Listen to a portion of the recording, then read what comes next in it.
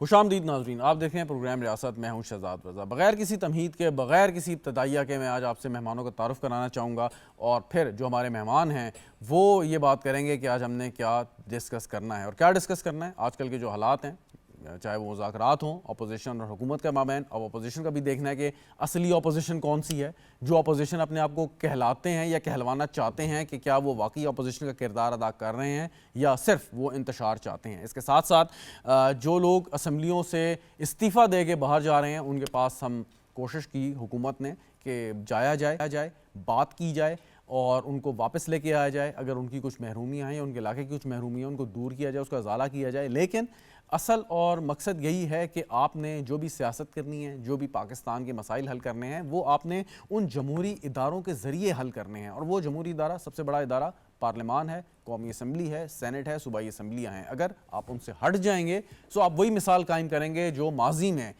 پاکستان تحریک انصاف قائم کر چکی ہے، اور آج تک اس پر نادم ہے، شرمندہ ہے، بلکہ افسوس کرتی ہے کہ ہم نے کیوں استعفے دیے اور اس اہم جو ہے فورم کو ہم نے چھوڑ دیا۔ تو جو اس وقت مذاکرات کی صورتحال ہے کہ مذاکرات کا مقصد کیا صرف یہ ہے کہ انتشار پیدا کیا جائے، کوشش کی جائے کہ کسی طریقے سے ریاست کے مختلف ستونوں میں دراڑ ڈال دی جائے اور اپنا سیاسی اور ذاتی مقصد وہ حل کر لیا جائے، جو ایک بنیادی مقصد ہے کہ جیل میں آپ موجود ہیں، اپنے کیسز سے چھٹکارا حاصل کر لیں، کوئی رعایت حاصل کر لیں؟ تو کیا یہ ریاست کی، پاکستان کی، آئین کی، قوم کی خدمت ہے، یا صرف اپنا ذاتی مقصد حل کرنا ہے؟ یہ میرے سے بہتر میرے مہمان اس بات کا جواب دے سکتے ہیں۔ مجھے اسٹوڈیو میں جوائن خرم حمید روکڑی صاحب، پاکستان استحکام پاکستان پارٹی کے رہنما ہیں، بہت بہت شکریہ سر آپ کا۔ جواد فیضی صاحب ہمارے ساتھ موجود ہیں، ہمارے تجزیہ کار ہیں، پی ٹی وی کا حصہ ہیں، بہت بہت شکریہ۔ اظہر جاوید صاحب سینئر تجزیہ کار، ہمیں ویڈیو لنک پہ جوائن کر رہے ہیں، آپ کا بہت بہت شکریہ۔ صالح ظافر صاحب سینئر صحافی، تجزیہ کار، ہمارے ساتھ ویڈیو لنک پہ موجود ہیں، صالح ظافر صاحب آپ کا بھی شکریہ۔ خرم حمید روکڑی صاحب، یہ مذاکرات کرنے ہیں نہیں کرنے، یہ سارا کا سارا جو اس وقت ایک معاملہ چل رہا ہے، یہ حقائق پہ مبنی ہے یا نہیں؟ دو چیزیں شہزاد جی، مذاکرات ان کے ساتھ کیے جاتے ہیں کہ جن پر اعتبار ہو۔ دوسری مذاکرات کی شرط یہ ہوتی ہے کہ آپ کس فریق کو کس فریق پہ اعتبار نہیں ہے؟ اب جس سے مذاکرات آپ نے کرنے ہیں اس پہ اعتبار کون کرے گا؟ پہلی چیز تو یہ ہے، کون کرے گا؟ مجھے تو ابھی تک کوئی ایسا آدمی نظر نہیں آتا، نہ ایسی قوت نظر وہ آتی جو ہے۔ پریس کانفرنس بیٹھ کے کر رہے ہوتے ہیں، گنڈا پور صاحب اسلام آباد پہ چڑھائی کرتے ہیں، وہ اعتبار نہیں کرتے؟ سب کچھ کریں گے لیکن ان پر اعتبار نہیں کیا تو جاتا۔ وہ ساتھ کیوں ہیں؟ دوسری چیز جو ہے، ایک تو اعتبار کا فقدان کہ جو بھی مذاکرات ہیں یا جرگہ ہے یا دو پارٹیز کے درمیان جب بھی آپ بیٹھتے ہیں تو سب سے پہلی چیز ہوتی ہے کہ اعتماد کی فضا قائم ہو۔ اچھا، دوسری چیز یہ ہے کہ اس فریق کا ضامن کون ہے کہ جس کے ساتھ آپ نے مذاکرات کرنے ہیں۔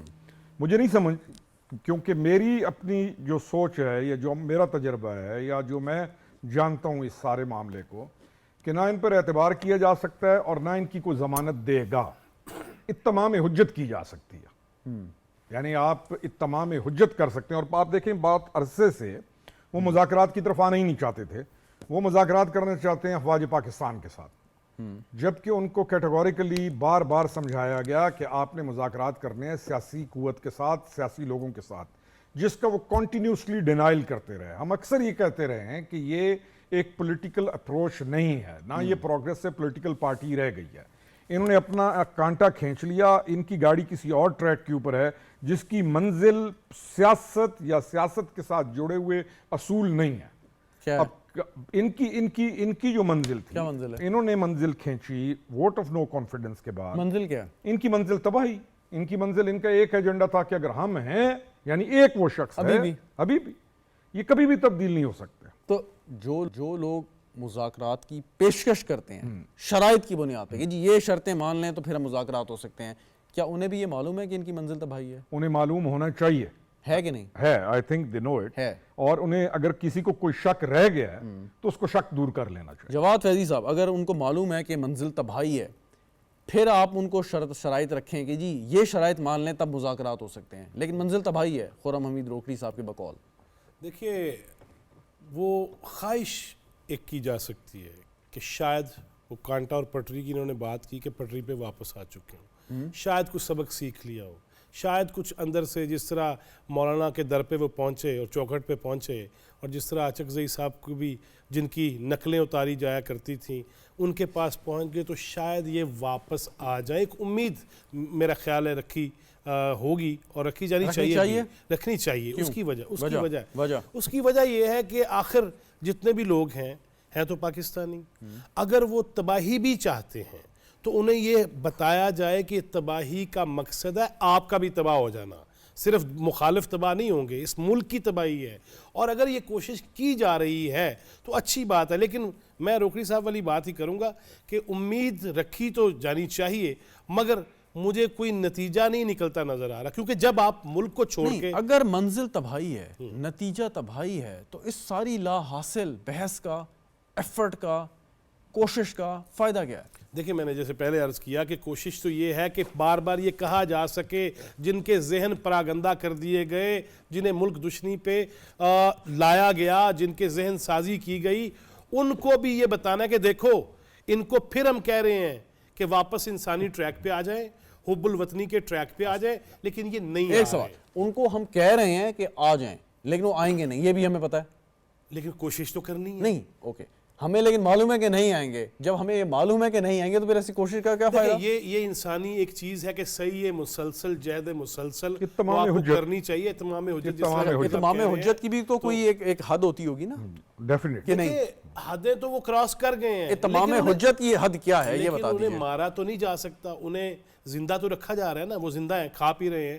لہٰذا اگر ان کو ٹریک پہ لانے کی کوشش کی جائے، یہی اسلاف کا طریقہ رہا ہے، یہی ماضی میں رہا ہے کہ بہتری کی ٹرائی کرتے رہے، لوگوں کو کہتے رہے خدا را اس طرف آ جاؤ، اور یہ کرتے رہنا چاہیے میرا خیال ہے. اچھا، آپ کے اس آپٹیمزم کی، اس خوش فہمی کی مجھے داد دینی پڑے گی، لیکن صالح ظافر صاحب کے پاس جاتے ہیں اور میں چاہوں گا کہ وہ میری ہم آواز ہو کے آپ کے داد دیں. صالح ظافر صاحب، جواد فیضی صاحب کہتے ہیں کہ ہر حال میں یہ بات ہونی چاہیے، امید رکھنی چاہیے، امید کا دامن نہیں چھوڑنا چاہیے. وہ لوگ جس قسم کا بھی رویہ رکھتے ہیں، جس قسم کی بھی سوچ رکھتے ہیں، ہمارا کام یہ ہے کہ ان کو آخری حد تک ہم کوشش کرتے رہیں کہ وہ اپنی اس روش کو چھوڑیں، بات چیت کریں، معاملات کو مذاکرات کے ذریعے حل کریں. آپ کیا ان کی اس خوش فہمی کی، اس آپٹیمزم کی داد دیں گے، ہاں میں ہاں ملائیں گے یا نہیں؟ جواد فیضی صاحب جو ہیں یہ بنیادی طور پر خوش نیت شخص ہیں، اور ان سے آپ توقع نہیں کر سکتے کہ آپ اگر کوئی سانپ بھی کسی جگہ مارا جا رہا ہو تو یہ کہیں گے اس کو جانے دو، اس کو موقع دو، یہ زندہ رہے، یہ اپنی قبیلے میں جائے، اپنی بستی میں جائے. عرض یہ ہے کہ آپ جو جن مذاکرات کی بات کر رہے ہیں ان مذاکرات کی بنیاد کیا ہے؟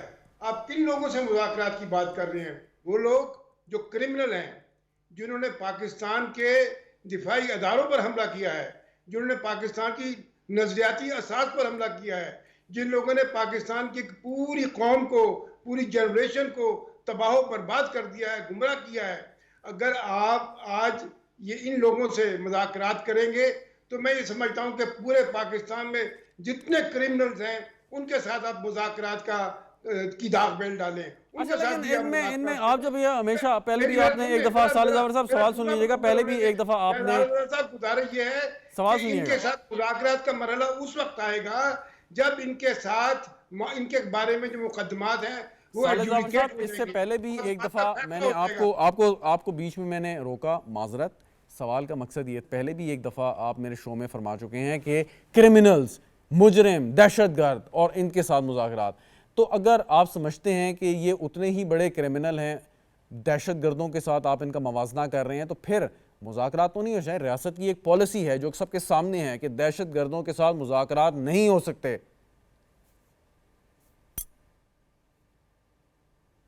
صالح ظافر صاحب، آپ کی آواز ذرا میوٹیلیٹ ہو گئی تھی. گزارش یہ ہے آپ نے وہی بات کی ہے جو میں عرض کرنا چاہتا ہوں کہ یہ دہشت گردوں سے بھی بدتر ہیں، کیونکہ ان لوگوں نے پاکستان کے مفادات کو، قومی مفادات کو شدید ترین گزن پہنچائی ہے. یہ 4.25 سال کا جو مذاکرات کا لفظ ہی جو ہے وہ ہمارے جو اس میں وکیبلری سے، ہماری روزمرہ کی گفتگو سے اس کانٹیکس میں ڈیلیٹ ہونا چاہیے، یہ مائنس ہو جانا چاہیے، اس کو مٹا دینا چاہیے کہ جب آپ سمجھتے ہیں کہ یہ دہشت گردوں سے بدتر ہیں تو پھر مذاکرات کی بات تو ہونی نہیں چاہیے کسی بھی کانٹیکس میں. کس نے آپ سے کہا کہ مذاکرات کی بات ہونی چاہیے؟ یہ مذاکرات کا لفظ جو ہے نا یہ ڈیالہ سے آ رہا ہے. کبھی فوج سے مذاکرات, کبھی ان سیاسی جماعتوں کے ساتھ مذاکرات جو ان کے لیے سافٹ کارنر پیدا کرنے کی کوشش کریں, ان کے لیے ماحول کو بہتر بنانے کی کوشش کریں. ان کی ہرگز دیکھیے 3.25 سال تک یہ نیشنل اسمبلی میں بیٹھے رہے, سینٹ میں بیٹھے رہے, صوبائی اسمبلیوں میں بیٹھے رہے. انہوں نے کسی کے ساتھ ہاتھ ملانا بھی گوارا کیا. جس کو بھی انہوں نے نشانہ بنایا اس کو جیل میں ڈال دیا, جس کو بھی نشانہ بنایا اس کے خلاف انتقامی کارروائیاں کی. کیا کچھ ان لوگوں نے نہیں کیا. پاکستان کی 70 سال کی تاریخ میں جتنا بدترین اور ظالمانہ اور فاسقانہ اور میری نظر میں جو فیشسٹ دور تھا اس کا 3.25 سال کا, اس سے بدتر دور. اچھا, جو ان کو مذاکرات کی دعوت دیتا ہے, آپ جو شخص جو ادارہ ان کو مذاکرات کی دعوت دیتا ہے اس کے بارے میں آپ کیا ارشاد فرمائیں گے؟ میں تو سمجھتا ہوں جی یہ ان کی کج فہمی ہے کہ وہ جس طرح روکڑی صاحب نے کہا کہ آپ ان کے ساتھ اگر مذاکرات کریں گے تو مذاکرات کا ایک بنیادی اصول یہ ہوتا ہے کہ ایک دوسرے پر اعتماد ہو. ان پر جو شخص بھی اعتماد کرے گا وہ میں سمجھتا ہوں وہ عقل مند شخص نہیں ہوگا, وہ دیوانہ ہوگا. کیونکہ آج تک یہ اپنی کسی بات پر قائم نہیں رہے. یہ تو یہ کہتے آئے ہیں کہ یو ٹرن جو ہے وہ تو بڑے لوگوں کی نشانی ہوتی ہے. ٹھیک. اظہر جاوید صاحب, آپ اس وقت لنڈن میں بیٹھے ہیں, correct me if I am wrong, اور آپ پاکستانی برٹش سٹیزن ہیں, اور آپ کو مبارک ہو کہ ایک ایسا شخص لڑنے جا رہے آکسفورڈ کا انتخاب کہ جو کہ ایک سزا یافتہ مجرم بھی ہے, کرپشن کے کیسز بھی بھگت رہا ہے, طرح طرح کے الزامات بھی اس کے سامنے ہیں, آئین پاکستان کو توڑنے کا بھی اس نے جو ہے وہ جسارت کر چکا ہے, اور ہر طرح کا انتشار جو اس نے پھیلایا ہے. ماضی میں کس طالبان کے ساتھ کیا مذاکرات یا اس کے معاملات رہے, اسامہ بن لادن کے بارے میں کیا خیالات تھے, خواتین کے بارے میں کیا خیالات رکھتے ہیں, وہ اپنی جگہ پہ. لیکن میں اس وقت حال کی بات آپ کو بتا رہا ہوں. تو یو کے میں جو اس وقت کمیونٹی ہے وہ کیا فخر محسوس کر رہی ہے کہ ایک ایسا شخص جو ہے وہ انتخاب لڑے گا؟ ہارے جیتے وہ الگ بات. جی بہت شکریہ. دیکھیے, انتخاب لڑنے پر تو کوئی پابندی نہیں ہوتی, لیکن کیا وہ اس میں جیت پائیں گے, یہ ایک بہت بڑا سوالیہ نشان ہے. جس شخص کے بارے میں کہا جا رہا ہے کہ وہ یہاں انتخاب لڑنے جا رہا ہے, یہاں پر تو بہت زیادہ ہائی ویلیوز ہیں, اخلاقیات سب سے اوپر ہوتی ہیں. اگر کسی پہ یہاں پر ایون الزام لگ جاتا ہے کسی سیاستدان پر, تو وہ اپنے عہدے سے استعفیٰ دے دیتا ہے. اور یہ ایک شخص جس پہ نہ صرف الزام ہے, الزامات ثابت ہوئے ہیں, اور گارڈین کے آرٹیکلز کی تائید کریں گے جنہوں نے یہ ساری باتیں لکھیں اور لوگوں کو بتایا کہ ایک ایسا شخص جو اپنے سیاسی اور ذاتی مفاد کے لیے اس انتخاب کا یا اس الیکشن کا اس نے انتخاب کیا ہے کہ وہ لڑے. ہارنا جیتنا مقصد نہیں ہے, صرف یہ مقصد ہے کہ میں اپنے آپ کو پورٹرے کروں دنیا کے سامنے. دیکھیں, ایک بات بڑی واضح ہے, اس ساری جو معاملہ ہے اس کو پبلسٹی سٹنٹ کے طور پہ استعمال کیا جا رہا ہے. اس کے پیچھے فنڈنگ ہے, اس کے پیچھے یہاں پر لابنگ فارمز ہوئی ہیں, اور اس کا سلسلہ ابھی سے نہیں ہے. اگر آپ دیکھیں, پاکستان کے خلاف کام کرنے کے لیے, پاکستان کے مفادات کو نقصان پہنچانے کے لیے جہاں برطانیہ کی سرزمین ہوئی استعمال ہوئی, وہیں امریکہ کی سرزمین بھی ہوئی. اگر آپ کو یاد ہو کہ امریکہ کی کانگریس سے بھی پاکستان کے خلاف حوالے سے قرارداد منظور کروائی گئی, یہاں پر بھی کوشش ہوئی. تھوڑا سا میں یہ بتا دیں ہمارے پاکستانی ناظرین کی سہولت کے لیے کہ آکسفورڈ جو ایک ادارہ ہے, تعلیمی ادارہ ہے, کئی صدیوں پرانا, بہت معتبر, اور اس کا ایک نام ہے, اس کا ایک سٹیچر ہے, اور بہت بڑے بڑے ذہن وہاں سے نکل کے اب جو ہے دنیا کے سامنے آئے ہیں. سوال یہ ہے کہ کیا اس ادارے کے قوانین جو پوری دنیا میں, تعلیمی دنیا میں ادروائز ایک اپنی حیثیت رکھتا ہے, اجازت دیتے ہیں کہ کسی ایک دوسرے شخص یا کسی دوسرے ملک کا ایک شخص جو ہے سزا یافتہ ہو, کرپشن کے مقدمات کا سامنا کر رہا ہو, اس کو سزا ہو چکی ہو, جیل میں ہو, اور وہ انتخاب لڑ سکے؟ یہ کیسی بات ہوئی؟ بالکل نہیں دیتا. اور اس کی جو ابھی تو انتخابات کے لیے کاغذات جمع کروائے گئے, اس کی سکروٹنی ہو رہی ہے. میری اطلاعات کے مطابق یہاں پر سکروٹنی کمیٹی کے سامنے ان کے حوالے سے جو سارا یہ مٹیریل ہے جو یہاں جمع کروایا گیا ان کے پاس پہنچ چکا ہے, اور اس کا جائزہ لے رہے ہیں.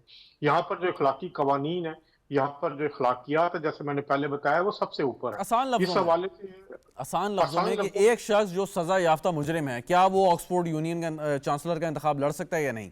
نہیں لڑ سکتا. اور اس کے لیے ابھی تو اکتوبر ابھی حتمی فہرست نہیں آئی, ابھی سکروٹنی ہو رہی ہے. جب حتمی فہرست آئی پھر بات کریں. اس سکروٹنی کمیٹی کی چیز سامنے آئے گی کہ ان کو سزا ہو چکی ہے, تو اس کے بعد تو وہ چیپٹر کلوز ہو گیا نا, پھر کیٹیگوریکلی میں بتا دوں. بالکل بالکل یہی بات کہہ رہا ہوں کہ اس کو صرف اور صرف پبلسٹی سٹنٹ کے طور پہ استعمال کر کے, بالکل ٹھیک, रोगड़ी इसको साहब। एक हाई पीरियड की एक करने की कोशिश की जा रही है, जिस यहाँ पर ये पाकिस्तानी ऑडियंस के लिए तो हो सकता है, लेकिन वो जो 2-2.5 लाख का वोटर है ऑक्सफोर्ड यूनिवर्सिटी का, वो एक पढ़ा लिखा लोग है, Very वो right, very PhD किए उन्होंने, वो सारी चीजें सामने रखते हैं, वो कोई डिजिटल दहशतगर्दी का शिकार नहीं होते। बिल्कुल ठीक। तो वो खुर्रम अमीद, ये मैं भी वापस बहुत- आता हूँ आपकी जानिब। अजहर जावेद साहब, रोगड़ी साहब, आप तो खुद फख्र होगा कि आपका सबका लीडर जो है इतने बड़े इदारे का इलेक्शन लड़ रहा है, हो सकता है कामयाबी हो जाए अगर उसके कागजात एक्सेप्ट हो गए तो प्राइड फील करेंगे आप उसको वो खुद भी ये कहने की कोशिश में है। कि आप देखें आजकल उन्होंने एक ट्रेंड डेवलप करने की कोशिश किया कि देखिए जी पाकिस्तान की रिप्रेजेंटेशन होनी है ना, और पाकिस्तान को फायदा होना है ना, अच्छा, और उसको एक कर रहे हैं। इसके थोड़ा सा और एक और साइड को भी नहीं, do you feel pride? The do you feel pride? None how can one feel pride? हम तो Why not? मैं एक पाकिस्तानी जो है वो अगर मैं- सदर बन जाएगा, चांसलर मैं बन उन जाएगा, लोगों में से था जिन्होंने इस मूवमेंट को आगाज आपके सियासी इख्तलाफात अपनी जगह पे, नहीं एग्जैक्टली एक पाकिस्तानी चांसलर बन जाएगा तो आपको तो फख्र होना चाहिए। नहीं, मुझे फख्र इसलिए नहीं है ना, इसकी कुछ वजूहात हैं। इस मूवमेंट को जिन बंदों ने स्टार्ट किया, I was one out of them. किस मूवमेंट को? ये जो ऑक्सफोर्ड को लिखने का, खत लिखने का, अच्छा। और हमारे दोस्त थे और ये वॉलंटियर्स ने काम शुरू किया। राजेश शहजाद साहब हैं, उनके साथ डिस्कशन हुई। हमने कहा कि यार ये बंदा इस साइड पे जा रहा है तो who will stop him? We have to stop him, क्योंकि हमें मालूम है, मुझे मालूम है कि अगर ये बंदा उस गोल को अचीव करता है तो ये पाकिस्तान के लिए और कितना ज्यादा नुकसानदेह होगा। 150 आर्टिकल्स जो हैं जेल के अंदर से एक कन्विक्ट बैठ के, एक मुजरिम बैठ के लिख सकता है, तो उस सीट के ऊपर आके तो इसने पाकिस्तान का वो हाल करना है कि सादा जैसा मुल्क है। अच्छा, ये बताएं कि पाकिस्तान के लिए जितना भी नुकसान होगा, ऑक्सफोर्ड के लिए कितना नुकसान होगा? ऑक्सफोर्ड को तो डिजर्व करता है, इसको ले ले। एक बड़ा खूबसूरत तलत हुसैन साहब ने कहा, उन्होंने कहा जो यूके ने दुनिया के साथ सारा काम किया ना इतना अरसा, ठीक, तो अब होना तो ये चाहिए था कि ये उनके गले पड़ यानी जाता। कि कॉलोनाइजेशन का जो बदला है, जो सजा गले है, उनके पड़ वो जाता। इनकी सूरत में मिलेगी। यकीन करें गले पड़ ठीक। जाता। आप थोड़ा सा उसके चले जाएं, इसने इसकी जो लॉबी वहां पे इसको लेके जाना चाहती थी उसको देखिए ना, गोल्ड स्मिथ और वो पूरा जो एक पैटर्न है, शायद ऑक्सफोर्ड वाले, क्योंकि एक उनका इन्फ्लुएंस है, उन्होंने इसके पेपर्स जमा कराने शुरू किए। अब ये वो आदमी है जो कि एक पाकिस्तानी के मुकाबले में उनको लंदन वो जो इलेक्शन हुआ था उसमें मेयर के इलेक्शन के अंदर ये सपोर्ट कर रहा है या कर चुका है, और still he is like this with them. तो गिव एंड टेक तो ये है। लेकिन तलत हुसैन साहब वाली बात पे कि बदला कोलोनाइजेशन का, इसको अगर हम उसको दे दें और पक्का पक्का इसको रख लें और इससे तालीम भी हासिल अगर करना शुरू कर दें, तो ऑक्सफोर्ड का जो मामला है वो क्लियर हो। तो ये वारे में नहीं है आपकी बात कि वो वहां चले जाएं और हमारी जान छोड़ दें? जी हाँ, देखें, लेकिन हमें मैं ये कहता हूँ कि एतबार आप नहीं कर सकते। जान छोड़ने वाला जो इशू है ना, वो एक डिबेटेबल पॉइंट। अच्छा, ये एक खुर्रम अमीद रोकनी साहब ने जो बात की, मतलब जोक असाइड, कि एतबार नहीं कर सकते, एक चीज़ मुझे समझ नहीं आती कि रियासत जो है वो सबसे ताकतवर होती है, रियासत से ज़्यादा कोई ताकतवर नहीं है। अगर उससे ज़्यादा कोई ताकतवर हो जाए वो खुद रियासत बन जाता है। उनके खिलाफ मुकदमात हैं, इल्ज़ामात हैं, सज़ा हो चुकी है, पाबंद सलासल, सारी चीज़ें आप उसमें शामिल कर लें, एक बयानिया, लोगों को पता चल गया कितना झूठ बोला उन्होंने। उसके बाद अगर इस किस्म की गुफ्तगू होगी कि जिसमें लोग कहेंगे कि ये कोई कहर या अज़ाब की तरह से है कि हम पे दोबारा नाजिल ना हो जाए, इसका मतलब है कि हम किसी फेयर का शिकार हैं, हम किसी खदशे का शिकार हैं। हमें तो नहीं होना चाहिए उसूली तौर पे। देखिए, खदशे का शिकार क्यों है, अब इसको भी समझने की ज़रूरत है। और रोकड़ी साहब बहुत अच्छे तरीके से समझते हैं कि साजिशें तो पहले दिन से हो रही हैं, साजिशों के नतीजे में ही मुसल्लत होती है। फिर उन्हीं साजिशें हैं, जिस तरह गोल्ड स्मिथ का नाम ले लिया, जिस तरह जैक गोल्ड स्मिथ की हिमायत में उतर गए थे सादिक खान के मुकाबले में। एक सवाल, एक सवाल, उस वक्त इसहाक डार साहब वहाँ खड़े होके सादिक खान की बात कर रहे थे, आपने दुरुस्त ये खड़े हो जैक गोल्ड स्मिथ की बात ये कर रहे थे। लेकिन सवाल है, इस वक्त हमारी जो इस्टेब्लिशमेंट या पूरी आप रियासत को कर लें, जिसमें आपकी पार्लियामान है, इंतज़ामिया है, अदलिया है, इसमें आप अस्करी इदारों को भी शामिल कर लीजिए, ये सारे एक नुक्ते पर जो है वो मुत्तफिक हैं कि पाकिस्तान को जमहूरी अंदाज में आगे बढ़ना है, मुआशी तरक्की करनी है, दहशत गर्दी तहपसंदी से निजात हासिल करनी है। Is it true? क्या दुरुस्त है ये बात? आपसे सवाल। मैं मुकम्मल इसको दुरुस्त नहीं समझता। अच्छा, मैं जब किसी रियासत के जो सतून है ना, उसके अंदर एक नुक्ते पे अगर इत्तेफाक हो जाए तो फिर तो पार्लियामेंट की बालादस्ती सबसे अहम आप ये कह रहे हैं कि अगर तहरीक इंसाफ या बानी तहरीक इंसाफ एक नुक्ता है, उसके ऊपर रियासत के सतून में इत्तेफाक नहीं है।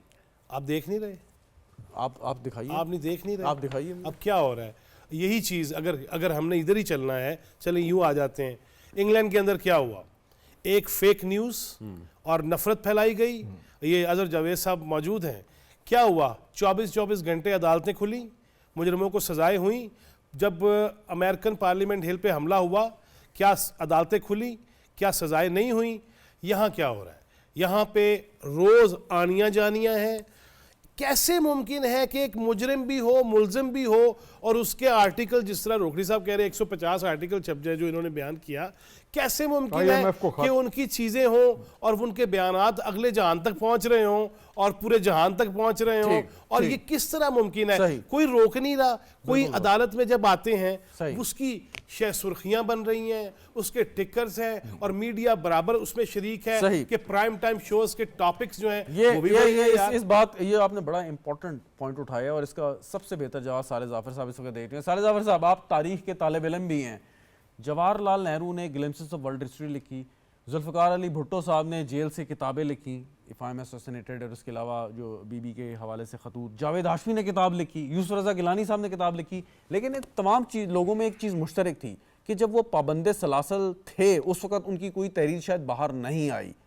اب یہ جو جاوید فیضی صاحب کہہ رہے ہیں کہ یا نہرو، بھٹو، جاوید ہاشمی، یوسف رضا گیلانی سے بڑے کوئی اسٹیٹس مین ہیں کہ جو پابند سلاسل بھی ہوں، مطلب یہ تو ایک ایسا لفظ ہے کہ جو معتبر انداز میں کہا جاتا ہے کہ جو قید میں ہوں اور اپنے جرائم کی سزا کاٹ رہے ہوں، اور پھر بھی ان کی تحریریں باہر آئیں، بڑے بڑے اخباروں میں چھپ جائیں، اور پھر اس پہ کوئی سوال بھی نہ ہو. صالح ظافر صاحب جی، گزارش یہ ہے کہ یہ جس شخص کا آپ ذکر کر رہے ہیں یہ نہ تو سیاستدان ہے، نہ یہ پاکستان کا کچھ قائد ہے، نہ کچھ یہ سربراہ ہے. یہ دراصل ایک گولڈ سمتھ جو ایک پروجیکٹ ہے، یہ اس کا حصہ ہے.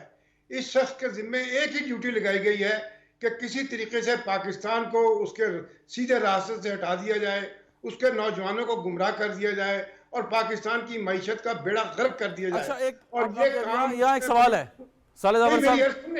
اب ایک سوال آپ کرنے کے بعد جواب سننے کی بھی آپ تاب نہیں رکھتے. گزارش یہ کہ یہ کام وہ بڑی سلیقہ مندی کے ساتھ، بڑی کامیابی کے ساتھ اس کو وہ شخص انجام دے رہا ہے. اب آپ یہ توقع کریں کہ وہ کتاب لکھے گا، کتنی زیادتی کی بات ہے. آپ اس کا کمپیریزن ڈرا کر رہے ہیں یوسف رضا گیلانی صاحب کے ساتھ، اور جاوید ہاشمی کے ساتھ، اور ذوالفقار علی بھٹو کے ساتھ، اور نہرو کے ساتھ. ویژنری لوگ ہیں جن کو گزارش سنیے گا. آپ نے درست فرمایا، ویژنری لوگ ہیں، آپ نے بالکل درست فرمایا، اور میں کمپیریزن ڈرا کرنے کی بالکل جسارت نہیں کر رہا. میں یہ کہہ رہا ہوں کہ اتنے بڑے اسٹیچر کے لوگوں نے بھی جو کچھ لکھا پابند سلاسل ہونے کے بعد چیزیں آئیں. یہ ویسے صالح ظافر صاحب یہ جیل میں جانے سے پہلے ہی کتاب لکھ چکے ہیں جس میں جوئے کا اعتراف بھی ہے، جس میں ان کے بہت سارے اعترافات ہیں. پلے بوائے بھی یہ ہوا کرتے تھے. صالح ظافر صاحب اس قسم کی چیزیں تو پہلے ہی لکھ چکے ہیں. ابھی کیا چیز لکھیں گے؟ صالح ظافر صاحب ابھی آپ نے فرمایا، صالح ظافر صاحب ایک وقفہ لینا. یہ کتاب اس نے لکھی ہے کہ کسی اور نے لکھی ہے؟ اچھا، وقفہ ایک لینا ہے. لیکن ابھی آپ نے جو فرمایا کہ انہوں نے جو بات کی ہے اور یہ جس قسم کے شخص ہیں اور آپ بخوبی ان سے واقف ہیں، مطلب آپ نے اپنی ذاتی انفارمیشن شیئر کی، سو میرا سوال ایک ہوگا کہ اگر آپ واقف ہیں تو یعنی کہ جو اس وقت ایسے اداروں میں لوگ بیٹھے ہیں جنہوں نے فیصلے کرنے ہیں، جنہوں نے ان فیصلوں پر عمل درآمد کروانا ہے، جنہوں نے ریاست کے مفادات کو آگے بڑھانا ہے، سو یقیناً وہ لوگ بھی ساری چیزوں سے واقف ہوں گے. سو وہ لوگ کیا کر رہے ہیں یہ ہم آپ سے جانیں گے، لیکن ایک وقفے کے بعد.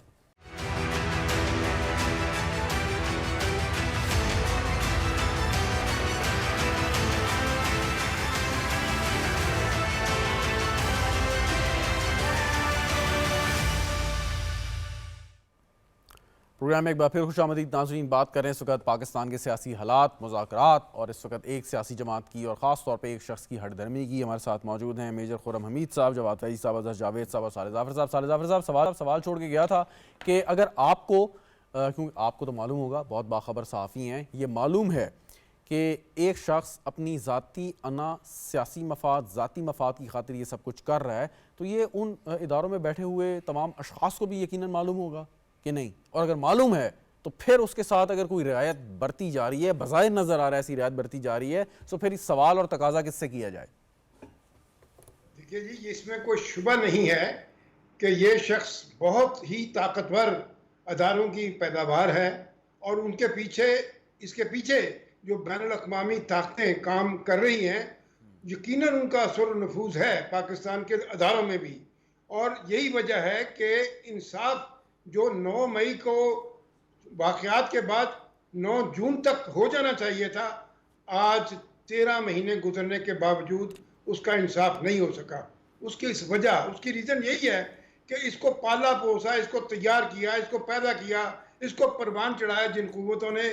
وہ قوتیں بہت طاقتور تھیں اور الحمدللہ یہ اسی کا شاخسانہ کون سی ہے حکومتیں؟ کہ آج انہی قوتوں کا ایک نمائندہ جیل میں بھی بیٹھا ہوا ہے. کون سی حکومتیں؟ اسی کی وجہ سے کون سی حکومتیں صالح جعفر صاحب؟ کون سی حکومتیں؟ کون سی حکومتیں؟ یہ دیکھیے نا، پاکستان سے باہر جو پاکستان کی دشمن عناصر ہیں، قوتیں، حکومتیں، مطلب اگر وہ عناصر تھے لیکن اگر وہ باہر. یہ شخص ان کا اہلکار تھا. اچھا، لیکن صالح جعفر صاحب آپ کو یہ بھی یقین ہے کہ پاکستان کے اس وقت جو ادارے ہیں، پاکستان کی جو خفیہ ایجنسیاں ہیں، پاکستان کی جو اس وقت عوام ہیں، سیاسی رہنما ہیں، ہمارے جو سول سروس میں لوگ بیٹھے ہیں، ملٹری سروس میں لوگ بیٹھے ہیں، وہ اس قابل ہیں کہ اس قسم کی جو ڈیزائنز ہیں، جو اس قسم کی ملک دشمن قوتیں ہیں، ان کو وہ شکست دے دیں، ان کے اس قسم کے عزائم کو جو خاک میں ملا دیں؟ تو مطلب ہمیں کوئی مسئلہ یا خطرہ نہیں ہونا چاہیے کہ لوگ اب سمجھ گئے ہیں کہ انہوں نے کس طریقے سے اس کو ڈیفیٹ کرنا ہے؟ بالکل، یہ اسی کی اسٹرگل کا حصہ ہے. یہ اوور نائٹ نہیں ہوگا. دیکھیے، یہ جو فتنہ ہے اس کی تیاری میں کم از کم 10 سے لے کر 12-13 سال لگے ہیں. اب اس کو ختم کرنے میں، اس کو ایلیمینیٹ کرنے میں، جو اس کا ماحول بنا ہوا تھا، جو اس کا کلٹ بنا ہوا تھا، اس کو ڈیمالش کرنے کے لیے کچھ وقت تو لگے گا. اور اب یہی وجہ، یہ اسی کلٹ کی وجہ ہے کہ پچھلا 1 سال یا 13 مہینے میں اس کا ایک سوال پھر آگے بڑھتا ہوں، اس کے جرائم کے بارے میں. ایک سوال پھر آگے بڑھتا ہوں کہ اب ہم یہ سیفلی کہہ سکتے ہیں آپ کے منہ زبانی کہ اس وقت پاکستان کے کسی بھی ادارے میں کسی قسم کی کوئی سمپتھی اس شخص کے لیے نہیں ہے؟ دیکھیں جی، ایک لفظ ہم استعمال کرتے ہیں، باقیات. باقیات یقیناً موجود ہوں گی کسی نہ کسی جگہ پر، لیکن وہ باقیات کا بھی صفایا ہو جائے گا. یہ میں آپ کو ایشور کراتا ہوں، اللہ کریم کو پاکستان کا مفاد عزیز ہے، پاکستان کا مستقبل انشاءاللہ تعالی محفوظ رہے گا، اور یہ اس کا تقاضا ہے کہ اس کی جو باقیات بھی اگر کہیں ہیں تو وہ باقیات جو ہیں ان کا وجود بھی ختم کر دیا جائے، اور یقیناً وہ ختم ہوگا. ہر طرف کام ہو رہا ہے، اور آپ اس بات کا اطمینان رکھیں کہ ان لوگوں کو مزید مہلت نہیں ملے گی. یہی وجہ ہے کہ آج اظہر جاوید صاحب، میں واپس آتا ہوں. اظہر جاوید صاحب، پہلے ہمیں یہ ڈرایا گیا کہ اوورسیز پاکستانی جو ہیں وہ ہاتھ کھینچ لیں گے، وہ تحریک انصاف کی وجہ سے جو ہے پاکستان سے بالکل کنارہ کشی اختیار کر لیں گے، نیشنلٹیز ختم کر لیں گے. لیکن پچھلے مہینے کی جو رپورٹ آئی ہے کہ اوورسیز پاکستانیز نے تاریخ میں ریکارڈ جو ہیں وہ ریمیٹنسز پاکستان بھیجی ہیں. اب مطلب یہ تو پھر یہ ہوا کہ انہوں نے اس حکومت پہ، اس کی پالیسیوں پہ، ریاست پہ اعتماد کا اظہار کیا ہے. کیا یہ پیمانہ ہے، یا آپ کے خیال میں اوورسیز پاکستانیز جیسے آپ بھی وہاں بیٹھے ہیں کچھ اور سوچتے ہیں؟ دیکھیے، ایک سب سے بڑی زیادتی اوورسیز پاکستانیز کے ساتھ یہی ہے کہ گزشتہ 10-12 سال میں ان کے ایک ڈیجیٹل دہشت گردی کا شکار رہے. سوشل میڈیا ہو یا دوسرے ٹی وی چینلز ہوں، اس کے ذریعے ان اوورسیز پاکستانیوں تک صرف نیگیٹیوٹی پہنچائی گئی ہے اور ایک شخص کی محبت اجاگر کی گئی ہے. یہ لوگ جو ہیں، یہ اوورسیز پاکستانی، ان کی میجورٹی پاکستان سے محبت کرنے والی ہے، لیکن ان کو اصل حقیقت تو بتانی چاہیے. جواد فیضی صاحب بیٹھے ہیں، ہم مختلف پروگراموں میں بھی اس سے پہلے بھی یہ ڈسکس کر چکے ہیں کہ حکومت پاکستان، ریاست پاکستان کو ایسے اقدامات کرنے چاہیے کہ وہ جو زہر بھرا گیا گزشتہ 10 سال میں، اس کا آپ کے خیال میں کیا اقدامات ہو سکتے ہیں؟ اقدامات یہ ہو سکتے ہیں کہ وہ اصل جو حکومت کی پالیسی ہے پاکستان کے حوالے سے، جو معاملات ہیں، جو اس شخص کے حوالے سے جو وہ کرتا رہا ہے، جو اس کا جھوٹ ہے، جو اس کی سازشیں ہیں، اس کو بے نقاب کیا جائے. لوگوں کو یہاں پر فیسلیٹیٹ کریں، ان سے بات تو کریں، ان کو بتائیں تو صحیح کہ پاکستان کیا کر رہا ہے. اب اس کی ایک پہلی آج کڑی ہے، جو ڈپٹی پرائم منسٹر ہیں اسحاق ڈار صاحب، وہ اس وقت لنڈن پہنچ چکے ہیں. 6 تاریخ کو ایک بڑا پروگرام یہاں لنڈن میں ہونے جا رہا ہے اوورسیز پاکستانیز کے ساتھ. او پی ایف کے جو نئے چیئرمین ہیں قمر رضا، انہوں نے ارینج کیا، 400-500 لوگ ہوں گے. ڈپٹی پرائم منسٹر ان کو بتائیں گے کہ حکومت پاکستان کیا اقدامات کر رہی ہے. اس کے علاوہ اوورسیز پاکستانیز کے لیے آپ کو سہولتوں کا اعلان کرنا چاہیے. یہاں پر سرمایہ کاری کے لیے 1 ونڈو آپریشن ہو، ان کو بتائیں. یہ جو جتنی یہ بڑھ سکتی ہیں اگر آپ ان کو مزید سہولیات دیں، ان کے ساتھ ڈائریکٹ ان کے ساتھ بات چیت کریں. میجر صاحب، آپ جیسا ذی شعور زیرہ شخص جو ہے وہ اس شخص کے جھانسے میں کیسے آ گیا؟ شہزاد، ہمیں پالیٹکس میں، اور آپ جب پالیٹکس میں ہوتے ہیں تو آپ کو علاقائی بہت ساری چیزوں کو دیکھنا پڑتا ہے. اچھا، ہم پھر جیسے ابھی ایک طرف اشارہ کیا، ہم ان لوگوں میں سے تھے جن کا شروع دن سے یہ کانسیپٹ تھا کہ سٹیٹس کو کی پالیٹکس، یا وہ چیزیں جو پاکستان کے اندر معدوم ہیں یا جیسے ہمیں آگے جانا چاہیے، ہم وہ نہیں کر رہے. تو اگر یہ نہ بھی ہوتا تو ہم نے اسٹیٹس کو کی پالیٹکس کے خلاف لوکل طور پہ الیکشنز لڑنے تھے، لیکن وہ جو چیز ہونی تھی وہ ایک نیچرل پروسیس تھا جو ہوتا، وہ ایک ایسا پروسیس ہوتا کہ ود ان جو پارٹیز موجود تھیں ان میں ایک پازیٹیو چینج آتی، نئے لوگ آتے، کچھ لوگ آپ پہ بھی کسی نے دباؤ ڈالا کہ ادھر آ جائیں؟ نہیں، ہمیں تو انہوں نے پارٹی سے نکالا نا، نہیں پہلے جب نہیں ہمارے پاس تو آپشن میرے یہ دباؤ ڈالنے والوں میں سے کہ آ جاؤ اچھا آپ نے دوسروں پہ دباؤ ڈالا کیا؟ ہمارے پاس کیونکہ ٹرائبل کلچر تھا اور ہمارے پاس کانسیپٹ جو تھا وہ انڈیپینڈنٹ پرسنالٹیز کا تھا اور اس میں علاقہ محروم ہوتا تھا. ہم بھی 2018 سے پہلے واقعہ طور پہ یہ سمجھتے تھے کہ یہ جو باتیں کر رہا ہے، لیکن آئیڈینٹیفیکیشن آف فالٹس کمال کی تھی. آپ یہ واقعی بتا رہے ہیں کہ یہ ایشو ہے، یہ ایشو ہے، یہ ایشو ہے، یہ ایشو ہے، اور ہم نے بھی سمجھا کہ ہاں یہ ہم اس کے ساتھ مل کے ان چیزوں کو ٹھیک کر لیں گے. اچھا، اختلاف رائے آپ کرتے تھے، پہلے بھی کرتے تھے، بعد بھی کرتے تھے، تو جب اختلاف رائے کرتے تھے تو کیا جواب آتا تھا؟ اس کا یہ ہے کہ میں شاید اپنے آپ کو اتنا بچا کے اختلاف رائے کرتا تھا، یا ایک ہیرو ورشپ کی پارٹی ہے نا، میں بھاگ کے ملتا نہیں تھا، یا میں تصاویر کھنچوانے کے لیے اپنے آپ کو ڈیگریڈ نہیں کرتا تھا بلٹل، تو ہم اختلاف بھی کرتے تو ہماری بات سنی جاتی تھی. نہیں، اختلاف رائے کا احترام کیا جاتا تھا؟ نہیں، کوئی احترام نہیں.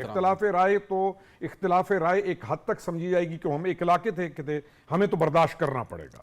لیکن جب اختلاف رائے آیا میجر پوائنٹ کے اوپر کہ آپ یہ روش نہ اپنائیں، آپ اس لانگ مارچ کو چھوڑیں، آپ ایک پروگریسو پارٹی پہ چلیں، تو جیسے انہیں یہ سمجھ آئی کہ یہ جو اختلاف رائے کر رہا ہے ہمارے ساتھ، تو انہوں نے اگلے دن ہماری پارٹی تو اس کا تو یہ مطلب ہوا کہ جتنے فیصلے ہوئے اچھے برے وہ ایک ہی شخص نے کیے؟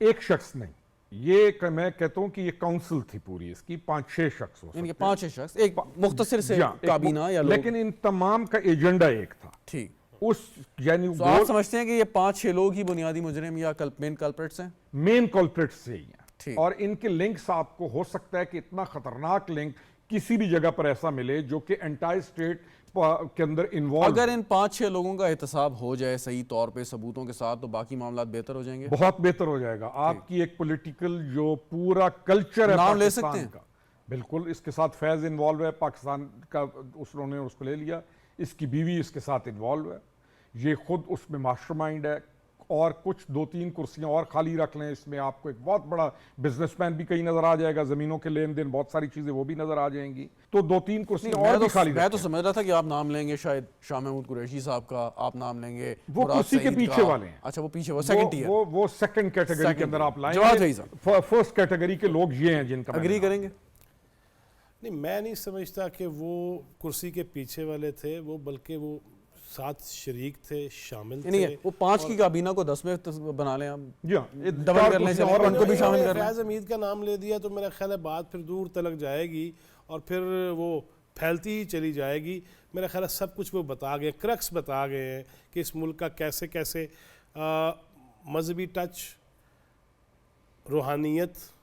لہذا بات یہ ہے کہ پھر ہم نے دیکھا نا کہ یہ ساری چیزیں اس قوم کے ساتھ جو جذباتی کھلواڑ ہوا، نفسیاتی طور پہ کھلواڑ کیا گیا. پہلے دیکھیں نا کہ میں آکسفورڈ میں یہ کرتا رہا ہوں، لندن کی سڑکوں پہ میں یہ کرتا رہا ہوں، کیلیفورنیا کی عدالت کا تو فیصلہ سامنے ہے نا. انہی کے صاحبزادگان کے ساتھ ہی ان کی دختر محترمہ جو ہیں وہ پل بڑھ رہی ہیں. لہذا یہ سب کچھ کرنے کے بعد تھوڑا سا آگے چلتے تو پھر اس کے بعد واپس آ جاتے ہیں، پیچھے نہیں جاتے. یہ ساری چیزیں سامنے ہیں. پھر اچانک سے سیالکوٹ کے اندر بیٹھ کے ایک کلب کے اندر جب یہ منصوبہ بنتا ہے کہ کس طرح ہم نے مذہبی کارڈ استعمال کرنا ہے، اس میں قندیل بلوچ کا کیا کردار ہوگا، اس میں بابی پھونکو والی کا کیا کردار ہوگا، جو اس دنیا سے چلے گئے ان کو، یہ ساری چیزیں. اور وہاں پہ بیٹھ کے ایک دم سے اس قوم کو جو ہے لگا دیا جاتا ہے کہ نہیں، اب جو ہے ریاست مدینہ کی بات ہوگی. اور ریاست مدینہ کی بات اگر تھی تو ریاست مدینہ کا اصل والی تو یہ کہتا تھا، جب ایک فاطمہ نامی خاتون کے حوالے سے، چوری کے حوالے سے آتی ہے تو وہ کہتا ہے اپنی بیٹی کو بھی میں سزا دے دوں گا. یہاں پہ باجی مشینوں والی ابھی تک پھر رہی ہیں اور اس کا کوئی آج تک جواب بھی نہیں دیا گیا. صحیح. لیکن یہ جب ساری باتیں ہو رہی تھیں تو مطلب کچھ لوگ ان کے ساتھ تھے، انہیں سپورٹ کر رہے تھے، لیکن ایک اکثریت لوگوں کی تھی جو اس کے حق میں نہیں تھے. وہ کہاں تھے؟ دیکھیں، اچھا ادھر سے پہلے انہوں نے کوئی کامنٹ پھر آگے بڑھتے. ان کو اتنا خوفزدہ کیا گیا کس نے؟ اس سوشل میڈیا کے اوپر جو انہوں نے ایک خوفزدہ کس نے کیا؟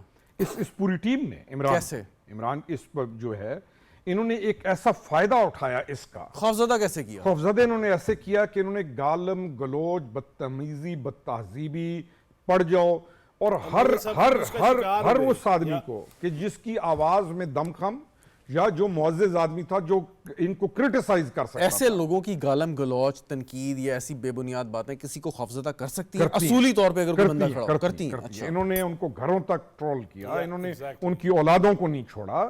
یہ کچھ چھوٹا موٹا گینگ نہیں تھا. انہوں نے ان کا یہ والا جو چیپٹر تھا نا کہ جس کے اندر ہیرس کرنا ہے انہوں نے, اس کے اندر تو ہر وہ شخص کے جو جانتا تھا یہ غلط کر رہے ہیں وہ ان کی اس بدتمیزی بدتہذیبی اور اپنے خاندان کو ان سے بچانے کے لیے یقین جانیے بولتا بھی نہیں تھا. ٹھیک ٹھیک ٹھیک. آپ بھی اس کا شکار رہے جواد بھائی صاحب؟ بہت عرصہ. سارے جرنلسٹ رہے جی ہمارے تو سارے نہیں, اسکرین پہ پابندی سارے چلے نہیں, وہ پھر میں ادھر نہیں جانا چاہتا. اسکرین پہ پابندی کہہ دیا گیا, نوکری نہیں دینی اور اس کو اسکرین پہ نہیں آنے دینا, اور پھر اس کے ساتھ جو کیا جاتا رہا جس طرح صالح ظافر صاحب آپ شاید اس چیز کا شکار نہیں رہے, correct me if I am wrong. یہ ہے جی کہ آپ کو کیا خبر کہ کس طریقے سے کیا کچھ ہوتا رہا ہے. میں بطور صحافی اس بات پہ یقین رکھتا ہوں کہ آپ کے لیے جو مشکلات آتی ہیں آپ ان کا ڈنڈورا نہیں پیٹیں گے, اور ڈنڈورا نہیں پیٹنا چاہیے, کیونکہ آپ جب ایک برائی کے خلاف سٹرگل کر رہے ہیں اور اس میں حصہ لے رہے ہیں تو وہ یقیناً آپ کو اس کی کوئی قیمت ادا کرنی پڑتی ہے. اور میرے پاس بہت لمبی چوڑی تفصیل ہے جس کا میں ذاتی طور پہ شکار رہا ہوں, لیکن میں سمجھتا ہوں کہ میں نے پوری زندگی اپنی مشکلات کو کبھی یوں آشکارا نہیں کیا. اچھا لیکن ایک سوال ہے, جی ہم سمجھتے ہیں بالکل آپ نے اشکار نہیں کیا اپنی جو تکالیف ہیں جو خدشات ہیں. میں نے جواب دیا ہے ورنہ. اچھا میں فیضی صاحب کے پاس دوبارہ آتا ہوں, ان کی خدمت میں ایک سوال دوبارہ رکھوں گا میں. لیکن صالح ظافر صاحب, اس تمام تر ایشو کے بعد کہ اتنی پگڑیاں اچھالی گئیں, قوم کو جو ہے وہ کیا گیا, ڈیوائیڈ کیا گیا, نفرتیں جو ہے وہ پروان چڑھائی گئیں, نفرتوں قدورتوں کے بیج بوئے گئے, اس کے بعد اصولی طور پہ تو ہونا چاہیے تھا کہ جب یہ فتنہ چلا گیا تو ہمیں ایک ہیلنگ ٹچ چاہیے تھا. ایک ایسا ہونا چاہیے کہ دوبارہ سے ایک ریکنسیلیشن ہوتی, ری بلڈنگ ہوتی, آپس میں جو ایک تقسیم ہے اس کو ہم کم کرنے کی کوشش کرتے. وہ عمل جو ہے مکمل طور پہ صحیح طور پہ اٹھ کے کھل کے سامنے ہمیں نظر نہیں آیا. اس کی کیا وجہ سمجھتے ہیں آپ؟ گزارا یہ کہ ہیلنگ ٹچ جو ہے نا اس کا کانسیپٹ اس سے بہت مختلف ہے. سب سے پہلے آپ کو برائی کو, غلاظت کو, گندگی کو صاف کرنا ہوگا. جب تک آپ میدان سے غلاظت کو اور گندگی کو صاف نہیں کریں گے اس وقت تک آپ پھر کسی نئی بنیاد پر نئے کام کے لیے آپ کو وہ جگہ میسر نہیں آ سکے گی. اب وہ کام جو صفائی کا ہے وہ ہو رہا ہے, ہر اندھ کے وہ مشکل ہے, اس میں تکالیف ہیں, اس میں رکاوٹیں ہیں, اور وہ رکاوٹیں جو ہیں ان کے اوپر اگر آپ کہیں تو 2 گھنٹے تقریر ہو سکتی ہے, 2 گھنٹے بعد ہو سکتی ہے. وہ جب تک اس کا صفایا نہیں ہوگا, وہ جگہ صاف نہیں ہوگی, اس وقت تک ہیلنگ ٹچ والی بات جو آپ کر رہے ہیں وہ ہو نہیں سکتی. وہ یہ صفائی ستھرائی بہت ضروری ہے. اور میں آپ کو یقین دلاتا ہوں, میرا پاکستان کے اوپر ایمان ہے, آپ کا بھی ایمان ہے, اور اللہ تعالیٰ کے فضل و کرم سے پاکستان یقیناً بہت اچھے حالات کی طرف بڑھ رہا ہے اور بڑھے گا. لیکن بہت ضروری ہے کہ یہ جو غلاظت پھیلی ہوئی ہے اس سے اس میدان کو صاف کیا جائے. بالکل ٹھیک, صاف ہو جائے گا. بالکل ٹھیک. اظہر جاوید صاحب جی بالکل ٹھیک. اظہر جاوید صاحب یہ بتائیں کہ آج جو کچھ وفود گئے حکومت کے بھی, کہ اختر مینگل صاحب سے انہوں نے ملاقات کی, وہ استعفیٰ انہوں نے اسمبلی سے اناؤنس کیا اپنا, اور محرومی کا ذکر کیا بلوچستان کی. لیکن اس میں آپ کو دور بیٹھے یہ نظر نہیں آیا کہ اگر کوئی ایسا معاملہ ہو, کوئی واقعہ ہو, کوئی پروٹیسٹ ہو, کوئی تنقید ہو, کوئی اس میں ایک عمل سامنے آ جائے, تو اس کو اس طریقے سے باعزت طریقے سے حل کرنے کی کوشش کی جاتی ہے, نہ کہ ایک دوسرے کے اوپر اس قسم کے غلط اور غلیظ الزامات لگائے جائیں, بالکل چیزیں کو جو ہے ختم کر دیا جائے, کنارہ کشی اختیار کر لی جائے, جو دوسرے معاملے میں ہمیں یا دوسرے فریق کے ساتھ ہمیں بظاہر نظر آیا ہے. ایک مثال یہ بھی ہے آپ کی, کیا کہیں گے آپ کے یہی رویہ, یہی سوچ اور یہی حکمت عملی جو ہے وہ آگے چلنی نہیں چاہیے؟ مجھے 2 باتیں کرنے دیجیے گا. سب سے پہلے تو جو شروع سے آپ نے بات کی, جھوٹوں سے کبھی مذاکرات نہیں ہوتے. مذاکرات ہمیشہ آپ سیریس لوگوں سے کرتے ہیں جن کا ماضی ایسا ہو کہ انہوں نے اپنی زبان کا ایک لحاظ رکھا ہو. جناب محترم جن کی آپ بات کریں جو اب اس سے ہوا تھا ڈیالہ میں, انہوں نے اپنی کون سی بات کہا ہے रखा है, पास रखा है। वो सुबह कुछ बात करते हैं, रात को कुछ करते हैं, एक बंदे से कुछ करते हैं, दूसरे से कुछ करते हैं। वो तो खुद एक ऐसे झूठ को फैलाते हैं, बल्कि फैलाते आ रहे हैं साइफर को लेके। झूठों से मुज़ाकरात ना कभी कामयाब हो सकते हैं, ना आपको करने चाहिए। दूसरी बात, मैं ये समझता हूँ कि इंटरनेशनली पाकिस्तान की इज्जत बहाल हो रही है। आप बरतानिया में इन्होंने बड़ी लॉबिंग की, लेकिन इसके बावजूद आज डिप्टी प्राइम मिनिस्टर पहुंचे हैं सागदार, कल उनकी यहाँ के डिप्टी प्राइम मिनिस्टर से मुलाकात है, उसके बाद यहाँ पे उनके मुख्तलिफ शोबों के लोगों से मुलाकात है, हुकूमती मुलाकातें हैं, जब वो कॉमनवेल्थ की जनरल सेक्रेटरी से वो मुलाकात कर रहे हैं कल। इसके बाद जो वजीर आजम है शहबाज शरीफ, उनकी जो एक मईशत में जहां आपने देखा सिंगल डिजिट में अफराते ज़र आया, वहीं पे इंटरनेशनल लेवल पे भी उनकी कोशिशें आगे बढ़ रही हैं। और तो यही है कि वो भी इसी महीने में यहाँ आएंगे और इंटरनेशनल लेवल पे पाकिस्तान की जो मफादात हैं उनको तहफ़्फ़ुज़ मिल रहा है। यहाँ पर भी लोग काम कर रहे हैं, पाकिस्तान से भी आ रहे हैं, तो हमें एक पाकिस्तानी जो इस माशरे में रहते हैं, ओवरसीज पाकिस्तानी, उनको ऑन बोर्ड लेना चाहिए, उनसे बात करनी चाहिए। और इसका हल ये है कि इंटरनेशनली आपको एक्सेप्ट करने के लिए बड़े बड़े लोग बैठे हैं। बहुत शुक्रिया आपका अजहर जावेद साहब, साले जाफर साहब, जवाद फैजी साहब, मेजर रिटायर्ड खुरम हमीद रोकड़ी साहब हमारे साथ मौजूद थे। नाज़रीन, गुफ्तगू आपने सुनी, प्रोग्राम देखने का आपका भी शुक्रिया। इजाज़त दीजिए, खुदा हाफिज़।